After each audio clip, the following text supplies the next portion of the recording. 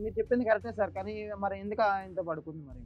No no no no see ఇప్పుడు చూడు, పడుకుందా, ఏం చేసింది అనేటటువంటి చూసేసాను కలర్‌తో. ఒక్క నిమిషం Karthik, at the end of the day ఎవరు స్టార్ట్ చేశారు, ఈ రోజు ఇక్కడ కూర్చున్న తర్వాత ఎవరు ఎవరిని కోరుకుంటున్నారు, ఎవరి జీవితాలను బాగు చేసుకుంటున్నారు అనేటువంటిదే ప్రధానమైనటువంటి సబ్జెక్ట్. ఇందాకే నేను చెప్పాను, ఉన్న నలుగురు ఒకరు ఎక్కువ ఒకరు తక్కువ అందరూ తప్పులు చేశారు. At the end of the day ఇక్కడికి వచ్చి జీవితాన్ని బాగు చేసుకోవడానికి ఎవరు నిర్ణయించుకున్నారు అనేటటువంటి దాన్ని బట్టి ఆ బేసిస్ మీద నేను మాట్లాడుతాను. సో ఇప్పుడు వరకు జరిగింది వదిలేసి ఇప్పుడు ఎవరు బాగు చేసుకుంటాను అనుకుంటున్నారు, ఎవరు మారుదాం అనుకుంటున్నారు, ఎవరు భవిష్యత్తును పాడు చేసుకోకుండా ఉందాం అనుకుంటున్నారు, ఎవరి జీవితాలు పరువు తీసుకోకుండా ఉందాం, దాన్ని బట్టే మనం మాట్లాడదాం. గణేష్ విషయానికి, శ్వేత విషయానికి వస్తే ఇక్కడ మొత్తం ఉండేటటువంటి వాళ్ళందరిలో అర్థం పర్థం లేకుండా ఎటువంటి ఆలోచన లేకుండా మాట్లాడినటువంటి వ్యక్తి ఎవరన్నా ఉన్నారంటే శ్వేత మేడం. ఒక పక్క నుంచి హింస పెట్టేటటువంటి భర్త వద్దంటుంది, ఇంకో పక్క నుంచి అతని పక్కన ఉంటాడు కానీ నాకు కార్తిక్ కావాలి అని అంటుంది. అంటే ఆ అమ్మాయి సెన్సిబిలిటీ ఏంటి, ఆ అమ్మాయి ఆలోచన ఏంటి, ఆ అమ్మాయి వ్యక్తిత్వం ఏంటి, ఏమన్నా అర్థం ఉందా? అంటే ఎవరికి ఈ చేసేటటువంటి పనుల్లో ఎవరికీ అర్థం లేదు. గణేష్ విషయానికి వస్తే ఈ అబ్బాయి ఏంటంటే ఇక్కడ ఒక విధంగా చెప్పాలి అంటే కనుక ఇతను కూడా తప్పు చేశాడా లేదా అని తీసి పక్కన పెడితే అందరిలో కంటే కొద్దో గొప్ప బాధితుడు. ఆ అమ్మాయిని ఈ అబ్బాయి హింస పెడుతుంది అనేటటువంటిది పూర్తిగా అబద్ధం. శ్వేత కంప్లీట్గా కార్తిక్ ట్రాప్లోకి వెళ్ళటం వల్ల ఏవైతే కార్తిక్ ఆ అమ్మాయి మీద తన భార్య మీద కథ అల్లుతున్నాడో అదేవిధంగా శ్వేత ఏమీ చూపెట్టకపోతే కనుక గణేష్ని నేను పక్కన పెట్టలేను అనేటటువంటి ఆలోచనతో కార్తిక్ని ఇక్కడ ఒక టెర్రరిస్ట్ కింద, ఒక శాడిస్ట్ కింద చిత్రీకరిస్తుంది. సో కాబట్టి ఏంటంటే ఈ అబ్బాయి ఏంటంటే ఈరోజు ఆ అమ్మాయితో మాట్లాడి ఉండొచ్చు, ఇంకో విధంగా కాంటాక్ట్ పెట్టుకుని ఉండొచ్చు, కానీ స్టార్టింగ్ పాయింట్ ఎక్కడి నుంచి వచ్చింది, దానివల్ల వీళ్ళు ఏం చేయవలసి వచ్చింది అనేది ప్రధానంగా మాట్లాడుకోవాలి.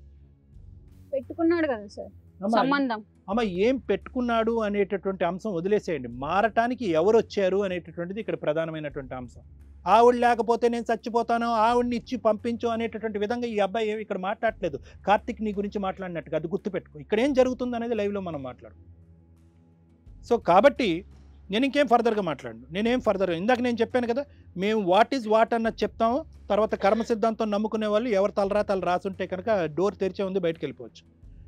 ఒకటే నేను చెప్తున్నా, దూరంగా చూడండి, దీర్ఘకాలికంగా ఆలోచించండి, భవిష్యత్తు గురించి ఆలోచించండి. రేపొద్దున ఈ సబ్జెక్ట్ తల్లిదండ్రులకి తెలిస్తే ఏమవుతుందో అని ఆలోచించండి, ఇరుగు పొరుగు తెలిస్తే ఏమవుతుందో ఆలోచించుకోండి, స్నేహితులకి పక్కింటి వాళ్ళకి తెలిస్తే ఏమవుతుందో ఆలోచించుకోండి.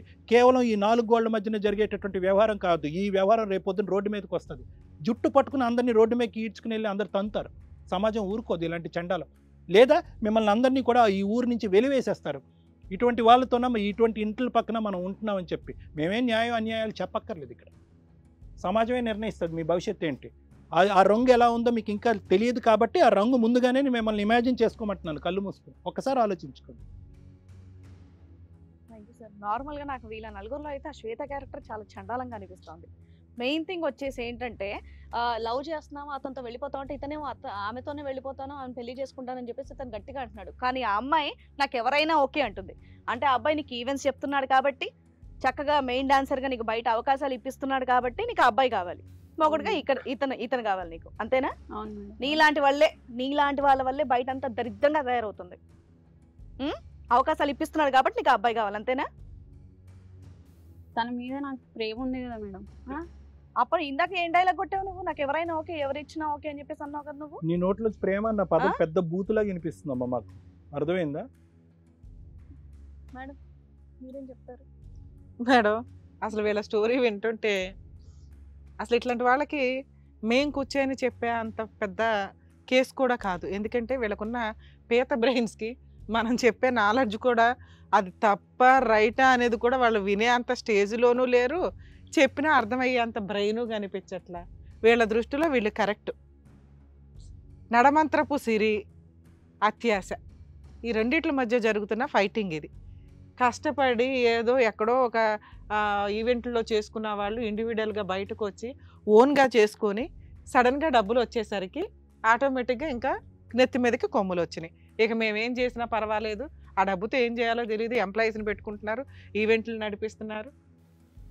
ఈజీగా మాట్లాడొద్దు నాతో, అసలు నేను ఇక్కడ ఏం చెప్పట్లా. మీ కేసులో మీలాంటి వాళ్ళు బయట ఉన్నప్పుడు ఎలా ఉండాలి అని మా ఆడియన్స్కి చెప్తున్నాను తప్ప మీకు చెప్పట్లేదురా బాబు. మీరు వినే స్టేజ్లోనూ లేరు, మీకు చెప్పే అంత టాలెంట్ మా దగ్గర లేదని నాకు ఫస్ట్ టైం అర్థం మా అవుతుంది. నాలెడ్జ్ ఎందుకంటే మన దగ్గర చాలా తక్కువ మా నాలెడ్జ్. నిజంగా మీ రేంజ్ వేరు, మీ లెవెల్ వేరు, మీ రిలేషన్స్ వేరు, మీ క్రాస్ కనెక్షన్స్ వేరు. అవి తక్కువ ఎక్కువ నానా మాట్లాడొద్దు అన్నాను. నేను చాలా కూల్ గా మాట్లాడుతున్నాను. నా సంగతి తెలియదు నీకు. ఇంకా ఆడ ఎజెండా ఒకటే, ఆ అమ్మాయిని ఇచ్చేయండి వెళ్ళిపోతాం. బొమ్మ ఇచ్చేస్తాం. మేము ఇచ్చేది ఏంట్రా బాబు, మీరు బయట చేస్తున్న దుకాణం అది కొత్తగా మళ్ళీ మా ముందు ఎందుకు పతివ్రతల్లాగా అడుగుతున్నారు అందరూ. మాత్రం నేను ఇక్కడ ఉంటాను మేడం, ఇక్కడికి వెళ్ళాను. ఇక్కడే ఉండి మేము లైట్ నువ్వు కాసేపు సైలెంట్ గా ఉండకపోతే నేను మాట్లాడే విధానం ఎలా ఉంటుందో రుచి చూస్తావు. అర్థమవుతుందా? మీ ఆవిడ కాబట్టి అలా కూర్చుంది, ఆ మహాతల్లి ఏమో ఆ ఉత్తమరాలు అక్కడ కూర్చొని ఆవిడ ఇద్దరు కావాలంటుంది. బాబాయ్ వింటుంటే విడ్డూరంగా ఉంది. ముందు వెనక నాన్న మాట్లాడదుండండి, ముందా వెనక పక్కన మేడం చెప్తున్నారు కదా, ఈ వినొచ్చు కదా. ప్రాసెస్సే నేను మాట్లాడట్లేదు ఇక్కడ. మీలాంటి దరిద్రులు ఉన్న సొసైటీలో ఒకవేళ ఎవరన్నా మీ నలుగురు లాంటి వాళ్ళలో ఒక మంచోళ్ళు ఉంటే వాళ్ళని కాపాడడం కోసం మాట్లాడుతున్నా. నువ్వు ఇక్కడికి వచ్చినంత మాత్రం నువ్వు గొప్పదానివి కాదు, ఈయన ఉత్తముడు కాదు, మీరిద్దరు ఓనర్స్. కాబట్టి ఆయన కొట్టాడా కొట్టలేదా అంటే భార్య ఆ రకంగా తిరుగుతుంటే ఆయన నీకు మెసేజ్లు పెట్టి మీ ఇద్దరు కలిపి ఆల్రెడీ మెసేజ్లు పెట్టుకొని ఎళ్ళకి తిరుగుతూ ఇప్పుడు వచ్చి నాకు భర్తే కావాలండి. ఎందుకంటే ఆ అబ్బాయి నీకు ఆఫ్టర్ ఆల్ కింద లెక్క.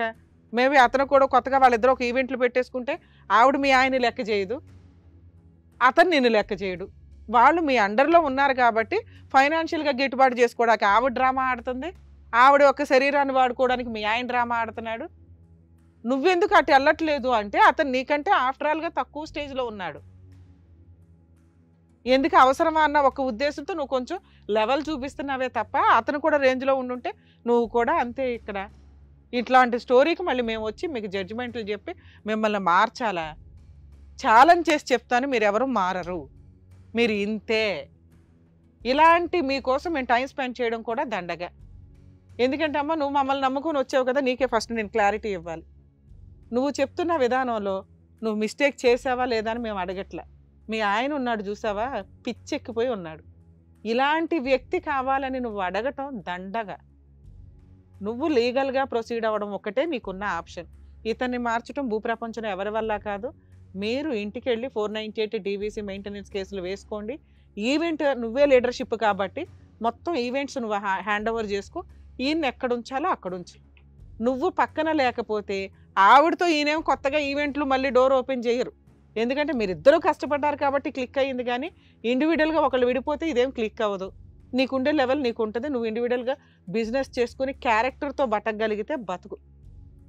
ఇతనికి ఇలాంటి అమ్మాయిలు సెట్ అవుతారు, కరెక్ట్. ఎందుకంటే ఆవిడకి ఈయన ఒక్కడే కాదు, ఇలాంటి వాళ్ళు దొరికినప్పుడల్లా మారుతుంటే అప్పుడు నీ కాళ్ళ దగ్గరకు వస్తాడు చూడు, ఒక్కతనే దాన్ని అంతే. అర్థమవుతుందా? నువ్వు ఇచ్చే పనిష్మెంట్ అదే. ఇక ఇట్లాంటి వాళ్ళతో నీకు అనవసరం నాన్న. ఎందుకంటే ఈ విషయం మనం మాట్లాడడం కూడా దండగా. ఇది కరెక్ట్ అని మీ కేసులో నా ఉద్దేశం. తీసుకుంటావా లేదా నీ ఇష్టం, ఓకేనా నాన్న? నీ గురించి నేనేం మాట్లాడట్లేదు. ఎందుకంటే నీకు పడాల్సిన పనిష్మెంట్లు భవిష్యత్తులో క్వశ్చన్ మార్కులు రెడీగా ఉన్నాయి. టప్ప ఒక 4-5 పనిష్మెంట్స్ ఉన్నాయి. ఒకటి మీ ఆవిడ ఇచ్చే లీగల్ అటాక్, 2 ఆ పిల్ల నీకు త్వరలో చీట్ చేయబోతుంది. ఆ దెబ్బ మానసికంగా గట్టిగా పడుతుంది. ఇటు కుటుంబం పోయి, అటు లవ్ చేసిన అమ్మాయి పోయి, ఏం చేయాలో తెలియక పిచ్చోళ్ళకి ఇట్ట గోకుంటూ రోడ్ల మీద పడి తిరుగుతూ కదా. ఎందుకంటే కెరియర్ కూడా పోతుంది కదా. మీ ఆవిడని ఇప్పుడు దాని మీద దెబ్బేయమని చెప్పా. నీ ఫైనాన్షియల్గా నువ్వు ఫ్రీడమ్ ఉండడం వల్ల నీకు విచ్చలవిడితనం అయిపోయి నీ ప్రోగ్రామ్స్కి ఆవిడని పిలిచి ఆవిడ స్వార్థంతో నువ్వు ఆటోమేటిక్గా నిన్ను లైన్ వేసి మీరిద్దరు ఆదర్శ లవర్స్ లాగా ఇక్కడ మాకు షో ఆఫ్. అర్థమవుతుందా నాన్న? నీ గురించి మాట్లాడుతున్నా. అట్లాంటి క్యారెక్టర్ నీకు అవసరమా? అబద్ధాలు చెప్పేస్తుంది. అంటే డ్రింక్ చేయకుండా తాగుతాడు. అదే చాలా అబద్ధాలు చెప్పింది. నువ్వు ఓనర్స్ కి అబ్బాయి మాట్లాడదు. నేను మాట్లాడుతున్న టైంలో సౌండే వద్దు. ఇక నేను మాట్లాడుతున్నారు కదా. మీ గురించి నేనేం అడగట్లేదు. నేను చెప్పేది వన్ సైడ్ వినండి. నమస్కారం. మీ బ్రెయిన్లకి ఎక్కదని నేను స్టార్ట్ చేసినప్పుడే చెప్పాను కదమ్మా. ఎక్కేవాళ్ళు ఎక్కించుకుంటారేమో నా రిక్వెస్ట్. మా ఆడియన్స్కి కూడా ఉపయోగపడుతుంది. ఓహో ఎంత దరిద్రులు ఉన్నారు బయట అని. అర్థమవుతుందా? నీతోనే మాట్లాడుతున్నాను నాన్న. ఆ అమ్మాయి నాకు ఉంచుకున్నవాడు కావాలి, భర్త కావాలి, గోంగూర కావాలంటే వాళ్ళు కావాల్సినవి అన్నీ ఇవ్వడానికి కాదుగా నువ్వు ఉన్నది. నీ మీద ఆల్రెడీ బ్లేమ్ చేసింది. నువ్వు చేసిన మిస్టేక్ ఏంటంటే ఆవిడకి మెసేజ్లు పంపించడం. ఆవిడ ఓనర్ అంటే నీకు తిండి పెట్టే తల్లితో సమానం. అట్లాంటి వాళ్ళకి మెసేజ్లు పంపించి కెరియర్లు, క్యారెక్టర్లు, గౌరవాలు నాశనం చేసుకోకండి. అర్థమవుతుందా? నువ్వు ఆ అమ్మాయికి డైవర్స్ ఇవ్వడానికి చూడు. ఈ అమ్మాయి ఇలా తిరుగుతూ ఉంటుంది. ఎవడో ఒకడు మోసం చేస్తానే ఉంటాడుగా. ఈవిడ చేయాల్సిన మోసాలు చేస్తుంటుంది, ఆవిడ చేయాల్సిన వాళ్ళు చేస్తారు. వీళ్ళకి పనిష్మెంట్లు పడాలి. వాళ్ళ క్యారెక్టరు వాళ్ళ బుద్ధే వాళ్ళని పనిష్ చేస్తుంది. ఇక్కడ మనం ఏమీ చెయ్యవసరలా. నువ్వు కేసు కూడా వేయవసరం లేదు నాన్న. ఆటోమేటిక్గా వెళ్ళి డైవర్స్ కేసు ఫైల్ చేసుకో, ఆరాంగా వస్తుంది. ఆవిడ వేసే ఫాల్స్ కేసులు ఆవిడ కోర్టుల చుట్టూ తిరిగే టైప్ కాదు. ఆవిడ తిరిగే దారులు వేరున్నాయి. అర్థమవుతుందా? ఇక ఆవిడ లైఫ్లోకి వెళ్ళకు. ఆవిడ ఆల్రెడీ వాళ్ళ ఆయనకి ఎలా బుద్ధి చెప్పాలో ఆ పని మీద ఉంటుంది. నాన్న నీకు నమస్కారం, నేను నీతో మాట్లాడను. ఎందుకంటే నీ గొయ్య నువ్వు రోజు కొంచెం కొంచెం తవ్వుకుంటావు, అది పెద్ద నుయ్యి అవుతుంది. ఎలాగో నమస్తే. అంతే మేడం ఈ కేసు. ఇప్పుడు సార్ మేడం చెప్పినట్టుగా విని కనుక ఉంటే గనక ఉంటే మీరు మరి. హ్యాపీగా ఉండొచ్చు. లేదు అంటే గనక ఇప్పుడు మేడం చెప్పినట్టు దీపిక ఈ షో వరకు నమ్ముకొని నువ్వు ఇక్కడ వరకు వచ్చావు కాబట్టి అలా మేడం చెప్పినట్టు చేసినా నీ హక్కులు నీకు వస్తాయి. నాన్న నువ్వు ఫైనాన్షియల్గా అతన్ని కట్ చేయగలిగితే తన్నుకుంటూ వస్తాడు. అప్పుడు నువ్వు ఎక్స్క్యూజ్ చేస్తావా, కాలుతో ఒక్క తన్ను తంతావా, ఫుట్బాల్ తన్నట్టు, నీ ఇష్టం. ఓకేనా? Thank you. వెళ్ళండి. ఏం జరుగుతుంది సమాజంలో అసలు? ఏంటి కేసు బాబాయ్? చెప్పడం మెచ్యూరిటీ వరకు లెవెల్స్ అయితే చాలా. చక్కగా మీరు వాళ్ళకైతే చెప్పారు. నిజంగా మీ మాట కనుక వింటే నిజంగా వాళ్ళిద్దరు రెండు జంటలు కూడా చక్కగా హ్యాపీగా ఉంటాయి. వింటే గనక అదృష్టం. లేదంటే వినరండి, వాళ్ళు ఆల్రెడీ వాళ్ళ గొయ్యలు తవ్వేసుకున్నారు. అది రెక్టిఫై చేయడం కూడా అయ్యే పని కాదు.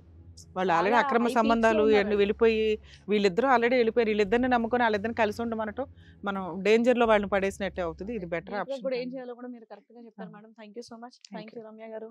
థ్యాంక్ యూ కళ్యాణ్ గారు.